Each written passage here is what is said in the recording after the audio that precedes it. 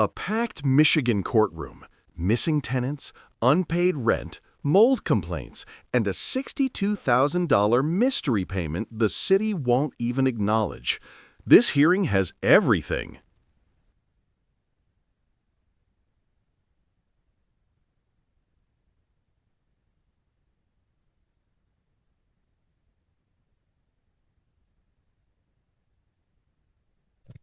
Sounds like mom. Basically,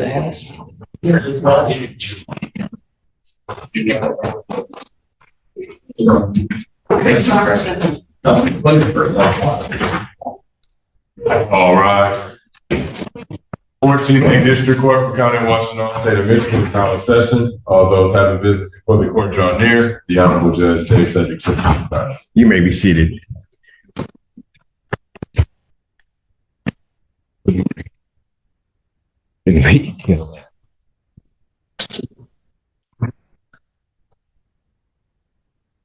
What? Now, I plan on being the only sunshine in the. All right. Right, Ann? right. Okay. Nothing like a forced answer. Avondale Management LLC versus Francisco Burns. Good morning, Your Honor. John Ivanchik on behalf of the plaintiff moving party. All right. And this is your motion for reissuance of the writ? That is correct, Your Honor. If the court recalls, the defendants have not been in possession of the property since August of last year. The court officer went out, posted the original writ, didn't communicate with us to let us know that he had done that, and then we were unable. There's still possessions in the house that need to be removed and need to be removed properly. Possessions presumably belonging to the defendant. Correct, Your Honor. All Yes. Yeah. So I do have a writ here. Don't know if I need to go pay for it first. Or... I think it would, if it's a reissuance of a writ, it's going to have to be an additional. That's fine. I can go run down and pay for it, and then they can put it in the file. And does the court want me to issue an or provide a written order? Here, I don't. Actually, I thought you prepared one. I don't think I did, actually, when I looked through my file this morning. I thought there was one attached, but maybe not. No, it's okay. I don't need an order. Okay. The defendant, having not appeared, and also based upon the merits, court will reissue the writ. And I'll sign that once it's presented to me. Thank you. Have a good day.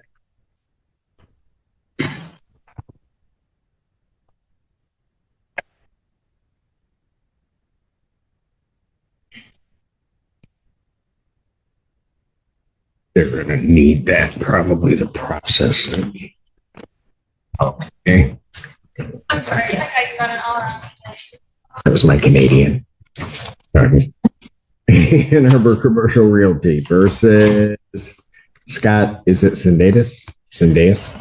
Right, Your Honor. Your Honor, Nicholas Ryan Opaleski, appearing on behalf of Ann Arbor Commercial Realty LLC, standing in for attorney of record Timothy Dabolski.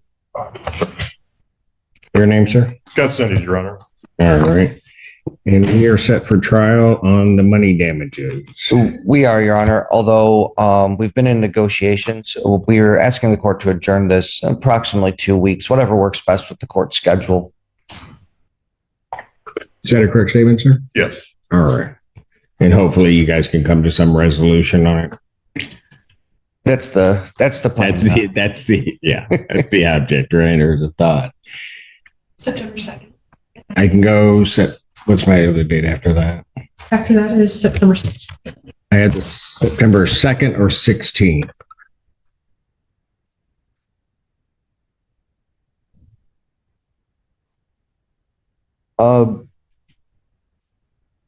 The 16th is fine, Your Honor. Will that work for you, sir? Yes. All right. September 16th, 2025, 9 a.m. All right. Thank you, Your Honor.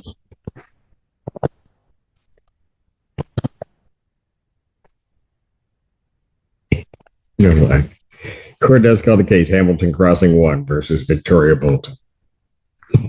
Good morning, Your Honor. Parissa Gazari appearing for plaintiff. Victoria Bolton. And how would you like to proceed on this? Your Honor, this case was adjourned from last week because I think that Ms. Bolton didn't get proper notice of the hearing. My client has been in contact with Ms. Bolton. I believe she did know of the hearing. She is not here. She did file a motion to set aside the judgment. I'd request that that motion be denied.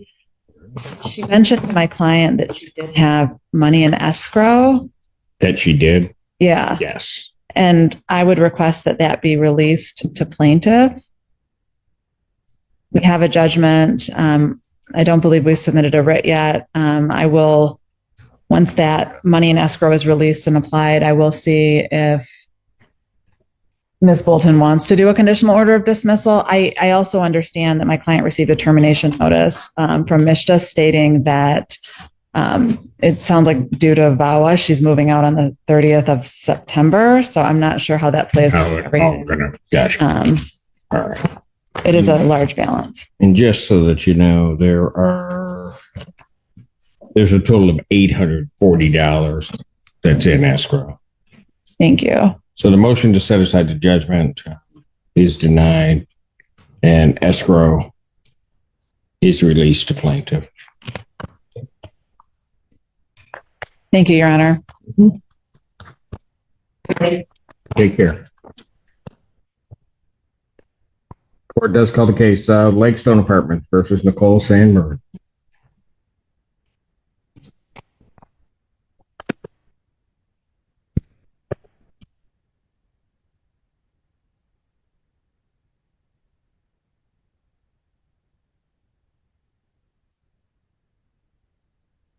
Good morning, Your Honor. Attorney Samantha Sprague, P1931, appearing on behalf of the plaintiff. Your name? Nicole Sandberg. All right. And where are we on this case, folks? Your Honor, we have come to terms for a consent judgment in this All right. matter. With Your Honor's permission, we can provide a copy or we can place those terms on the record. If you could state them on the record. And Certainly, we do find that there is rent to retain possession in the amount of $300, along with other money due of $314.47. That does reflect past due utilities, as well as $20 a month late fees, and court costs of $232 for a total due and owing of $846.47. Box 4A is checked, indicating that payment will be made on or before August 23rd of 2025. Should the defendant fail to do so, money judgment will issue in those same amounts. all right. May I also add too that she said she talked to Lakestone and that they would also be willing to do a mold test, because I'm not 100% convinced that there isn't a small leak in our apartment. They did do a little bit of work on that, but I was saying that conditionally on it, there are like medium to high levels of mold, then I would like them to like visually actually check and look inside the wall to make sure there's not a leak, because they said there were some signs that there wasn't. But yeah, not 100% convinced. Your Honor, we would note for the record that we indicated that we would pass along that request to Lakestone.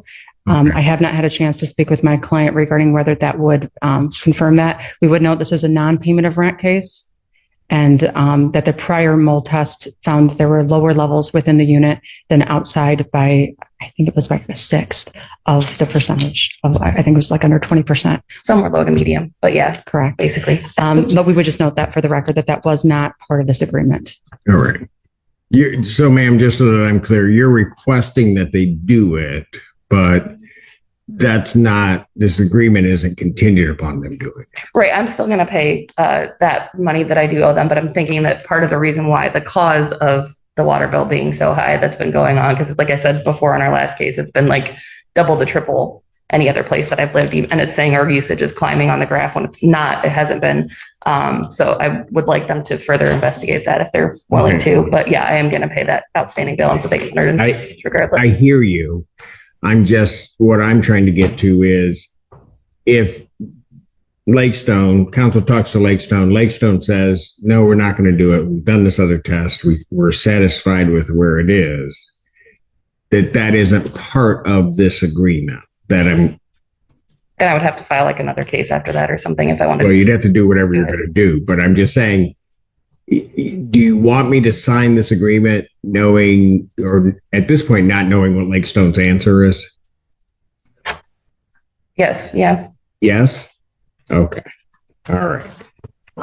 Thank you.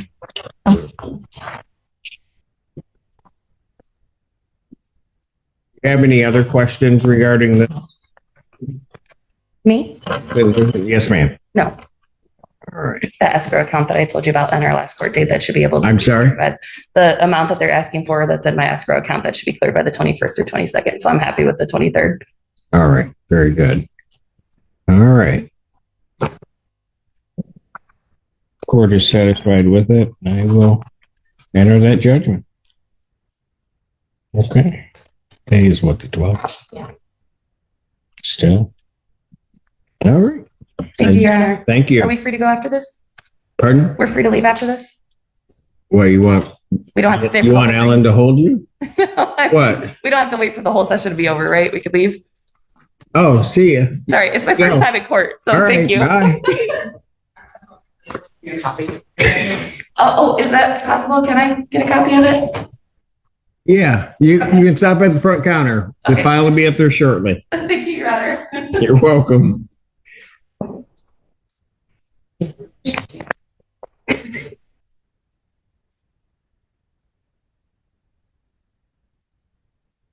know, nobody's asked if they can leave. They're like usually bolting for the door.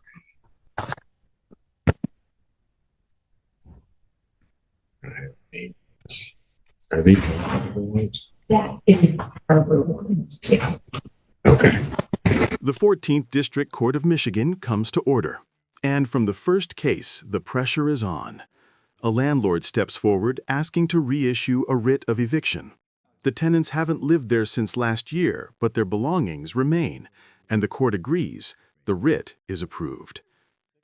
Next, a commercial dispute.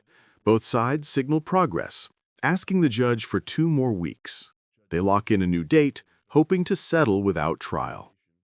Then comes a tenant who filed a motion to set aside the judgment, but she doesn't even show up. The judge denies the motion instantly and releases her escrow funds to the landlord. Another case follows, a tenant worried about mold and skyrocketing water bills. The parties reach a consent judgment, but the tenant pleads for another test, convinced something is wrong behind the walls.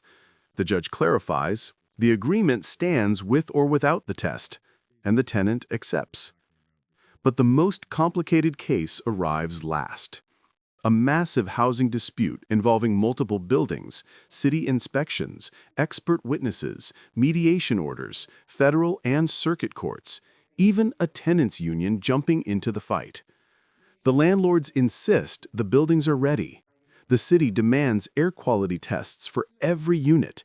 Engineers, inspectors, and attorneys pile into the process, and delays continue to mount. Then it gets shocking. The landlords paid over $62,000 directly to the city as ordered, but there's still no confirmation that the money was received or applied. The judge can't believe it. Her frustration shows. $60,000 paid, and they won't even acknowledge it? With mediation scheduled, multiple hearings pending, and the fate of entire buildings on hold, the courtroom braces for the next chapter, one filled with paperwork, pressure, and a race to get families back into their homes. Progress has been made. As I know, the air quality issue first appeared before your court. At the last hearing was the first time we actually heard the city say they're only requiring air quality testing in these 2 buildings, which has never been the position before. It's always been, we want every unit in every building, all the buildings in the world tested. So Right. that is a good narrowing. However, the issue still remains, it's unreliable. So we're Just it's not been done. So, but progress is being made with the property. They're working on the other buildings. There are still things being held up in the next set of buildings, requirements, but we're dealing with those. Like requirements for engineered drawings for drywall repair before a permit will be issued. At this point, yeah, that's the holdup for the next building. I didn't misspeak. They're requiring stamped engineering drawings for every drywall removal. At this point, no matter the size, and so it's blowing up costs. what? Because I have to ask the question, what's an engineer going to certify out of drywall? You know, those are the questions we're asking too, Your Honor. We're submitting permits, paying the permits and they're being denied because they don't have engineering drawings saying that what is the language, I believe? We don't have engineering drawings that will show that the removal will comply with the code, I believe is what the language said. Yes, we need drawings are need to be stamped. Code needs to be referenced on the drawings, and they need to be able to determine if the work will be able to conform with the provision of the code from the drawings. So that's holding up the process in some of these buildings, and reasons why permits are not being approved. So we make progress in one area and we get kind of set back. So, but they're working the best they can through it. But at a certain point, Arbor One cannot continue to just comply with a reasonable request. So it's holding things up.